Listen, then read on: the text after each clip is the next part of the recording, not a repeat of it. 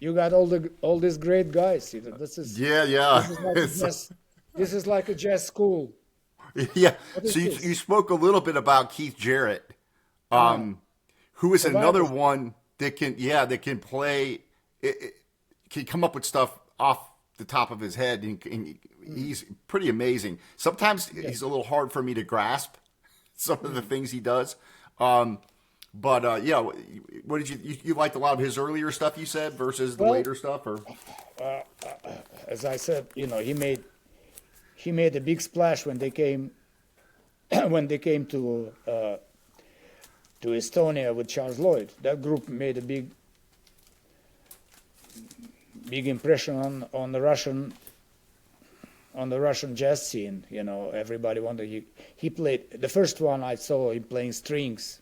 So lots of people, piano players, started copying him. Playing on the strings. I never liked that, but I think there was enough time. There was enough things to do on the keys without you going inside piano. So I thought it was a gimmick, but he was absolutely a phenomenal piano player.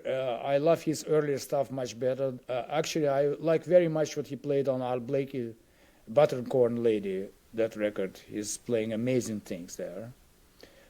Not everything I understood, as you say. Also, you don't. Yeah, I don't understand everything, But he knew what he was doing. I mean, even on that first record with Blakey, he was doing rhythmically some very interesting things and very involved, and uh, he knew what he was doing. I played later on with Reggie Johnson, the bass player that was in that band, and he said to me, "We didn't know what he was doing, but he knew what he was doing, but we didn't." So yeah, in a time when he was with Charles Lloyd and maybe later on, he had amazing technique. But I don't know, maybe health-wise something happened because when I listened later on with his trios with Gary Peacock and Jack, he didn't employ so much technique anymore. So I don't know if he lost it or just decided not to use it so much. I think something happened to him health-wise too, right? he did. Yeah, a few years ago, I think. Yeah, he had a stroke or something. I don't remember, Yeah. Which but I'm not surprised because if you look at him the way he plays, the way he used to play, uh, I knew he would be in trouble with because he age. used to stand up and kind of He halfway did stood some and strange things with piano. I thought maybe it was gimmick, but I also thought that was physically not healthy to play it like this because, piano playing, it's basically very simple. You push the key strikes the hammer on the string, and that's it. There's no anything else involved. You just push the keys, and the keys doing their own work. If you see somebody like Vladimir Horowitz playing piano, or Arthur Rubinstein, or even if you see some clips from Tatum, there's nothing involved here. They're just playing, and the music comes out of piano. There is no jumping. There is no grimaces. There is no Jerry Lee Lewis. vocalizing. There is no show. There is no. So it's not up to me to say if he felt it or did it for gimmicks. I don't know, but Right, I right. knew it was when I watched him play. I knew it was not healthy. That sooner or later he's going to have some problem with his physical because it was not the right way to play piano. Yeah, That's we got just my opinion.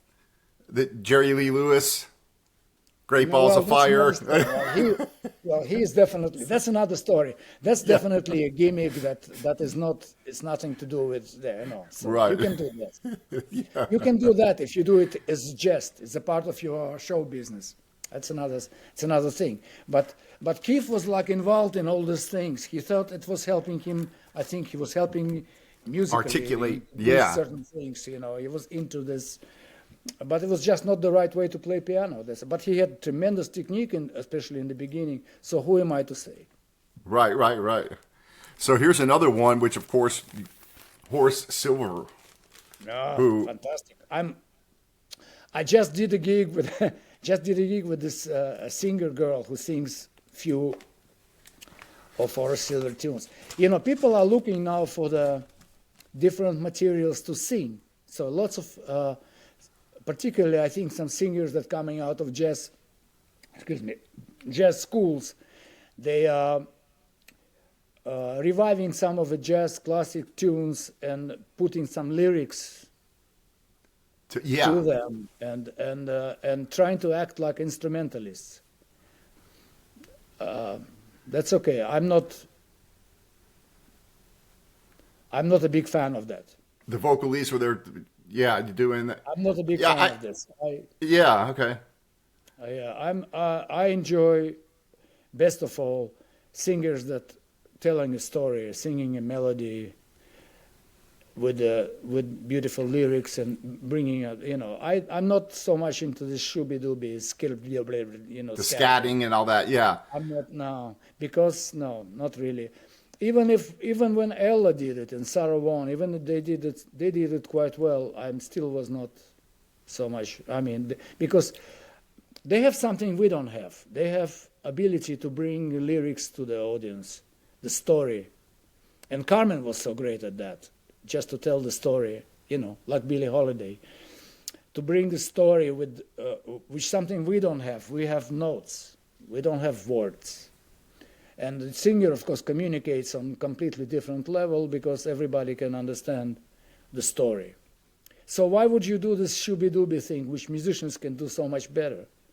Because we know so much more about, for the most part, we know so much more about harmony and the different scales and different things you can do in jazz music. We know, with obvious exceptions, instrumentalists know so much better what to do with chords than vocalists.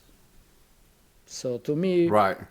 Yeah. So to me, yeah, and you had some like Sarah Vaughan. I think Sarah Vaughan and I think Ella. I think both of them also play piano. If I'm not mistaken, I could be wrong. Ella didn't play piano, no, but Sarah did, and Carmen did. Yeah, and of course Shirley Horn did beautifully. Shirley Horn was fantastic accompanist to herself, Carmen would do it one, when I used to work with her, she used to do one tune playing for herself. There's actually one live record, where she plays and sings. I have it. No, she used to, that's the way she started, actually. She told me she went to Paris, I think, and that's how she got the job, because she could play a little bit piano. She didn't play much, but she could play some tunes on the piano and sing. So accompany yourself, yeah. Yeah, so that's you save a lot of money not having to hire a piano player. Right. If you know how to play for yourself. Of course, the best. Go ahead. Yeah, I think the best. Some of the maybe one of the really best people to do that was Nat Cole. Nat King Cole was. Oh yeah. He was the perfect to play for himself. But his singing was so popular that he left his jazz piano playing behind, Yeah, I liked his early stuff. He was one of the most fantastic, and he was a big influence on many piano players. I think he's very underrated, because he has big influence on Oscar, on Bill Evans, on Al Haig, on Hank Jones. All those people that came after him, they were all impressed by Nat Cole. He had this rhythmic thing, and he had beautiful touch. So whatever we have available of him playing, it's just wonderful, And some video clips, he's doing some amazing things, just like effortless. Not like Tatum, of course. He's not like super fast with things, but whatever he did was very tasty, and just right, even when he accompanied himself. Some of the clips you can see with his trio, just wonderful. Yeah, I love all that early stuff where he's playing all that. Well, his success destroyed his jazz career. He didn't want to play jazz anymore. Yeah, because he became so popular. He started selling millions of records, right? Yes, he can make millions singing, so why play,